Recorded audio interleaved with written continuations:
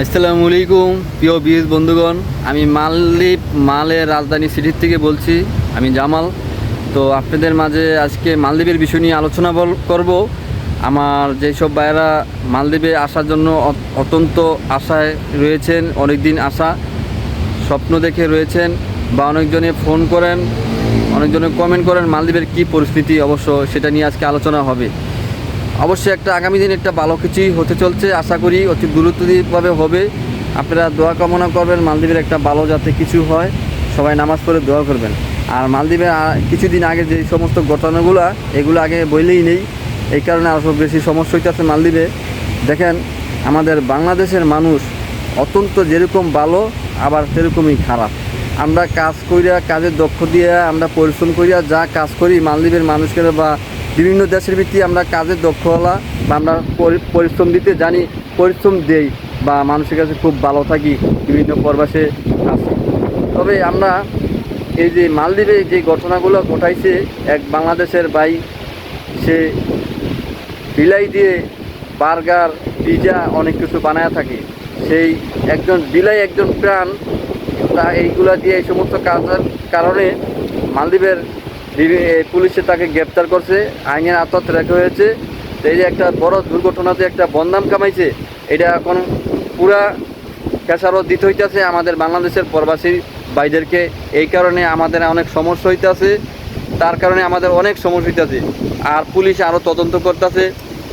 বাংলাদেশে যে সমস্ত ভাইরা বিজনেস, ব্যবসা বাণিজ্য করে, বিভিন্ন হোটেল, এইগুলো সব তদন্ত করা হচ্ছে। পাশাপাশি সে কিছুদিন পরে আবার এয়ারপোর্টে এক বাংলাদেশের ভাই $81,000 ধরা খাইছে এয়ারপোর্টে ইমিগ্রেশনের পুলিশের হাতে। এই যে এই সমস্ত কাজগুলো করে, এইটাগুলো মোটেই ঠিক না।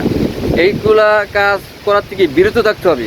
এটা সে বাংলাদেশ না, শেখ হাসিনা আমলের ক্ষমতা থাকতে এই বিভিন্ন এমপি নেতাকর্মী লক্ষ লক্ষ ডলার, হাজার হাজার ডলার সেরা অন্য ইউরোপে, আমেরিকা, বিভিন্ন দেশে সুইস ব্যাংকে পাচার করে সাইরা লাইল। এটা মালদ্বীপ, এইটা খুব অন্যরকম দেশ। এই দেশও কোনো চোরি দাড়ি কোনো কিছু চলে না, স্বতন্ত্র থাকে। এই দেশের আইন খুব কঠোর, কাউকে ঘুষ খায়া বা কোনো কিছু ছাড়তে হবে এরকম কোনো দেশ এইটা না। এটা সবার জন্য আইন, সমান অধিকার, এটা সেই মালদ্বীপ। তো আমি মনে করি আপনারা যে কোনো দেশেই আছেন বাংলাদেশের বাইরা, আপনারা একটু দয়া করে এই যে ডলার অবৈধ ব্যবসা বাণিজ্য, ডলার হয়তো নিতে পারেন, $5,000-10,000 হয়তো নেওয়া সম্ভব আছে বা নিজে আইনে আছে, সেটুকুক নেন। এই যে বিজনেস করে বিভিন্ন রিসোর্ট থেকে হয়তো আপনি বিকাশ করেন, যাই কিছু করেন, বিজনেস করে টাকাগুলা ডলারগুলা সংযোগ করে বা অর্থটা ডলারটা বাংলাদেশে গিয়া বাংলায় বেশি পাওয়ার জন্য দেখা গেছে বাংলাদেশের আমার বিভিন্ন বাইয়ের 5-6 জনের স্টাফের, 15-20 জনের স্টাফের টাকাগুলো ডলারগুলো রিসোর্টে যোগ করে সংযোগ করে দেশে নিয়ে বেশি পাওয়ার জন্য এই কাজটা করলেন।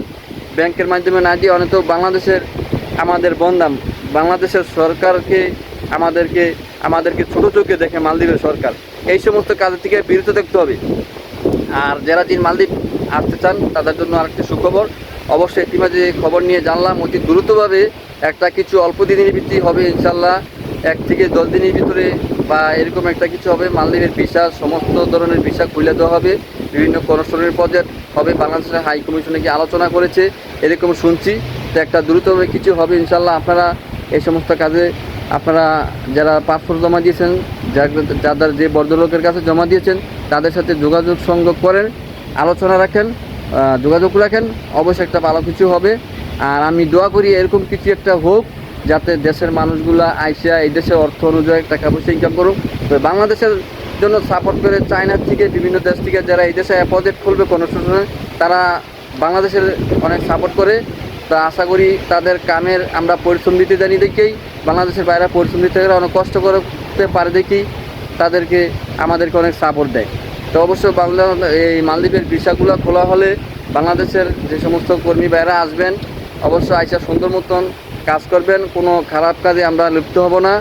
এই দেশে বাংলাদেশের অনেক লোক আছে, নেপালি, বিভিন্ন থাইল্যান্ডের মেল হয়ে, বিভিন্ন যারা পুরনো অনেক দিন হয়ে গেছে, মোটরসাইকেল নিয়ে বিভিন্ন জায়গায় দৌড়াদৌড়ি করে, মদে বিভিন্ন নেশার ভিত্তিতে যুক্ত হয়ে জায়গা, এই নিয়েও অর্ধেকটা তদন্ত করে ধরা খাইছে। এই কারণে বাংলাদেশের অনেক দুর্নাম। এই সমস্ত কাজের থেকে আমাদের দূরে থাকতে হবে। তো সবাই ভালো থাকবেন, সুস্থ থাকবেন। আমি যেমন আজকে এই পর্যন্ত বিদায় নিলাম, পরবর্তী ভিডিও ইনশাল্লাহ আসবেও। সবাই আমার ভিডিওটা দেখার জন্য সবাইকে অসংখ্য ধন্যবাদ। ভিডিওটা লাইক দিয়ে কমেন্ট করে অবশ্যই শেয়ার করে দিবেন। আর মালদ্বীপ জামাল ফেসবুক আমার একটা পেজ আছে, সেটা আপনারা অবশ্যই ফলো করে আসবেন, সবসময় ফলো থাকবেন। সবাইকে অসংখ্য ধন্যবাদ। আমি আজকে এই পর্যন্ত থেকে আমি জামাল বিদায় নিলাম। সবাই ভালো থাকেন, সুস্থ থাকেন, খোদা হাফেজ।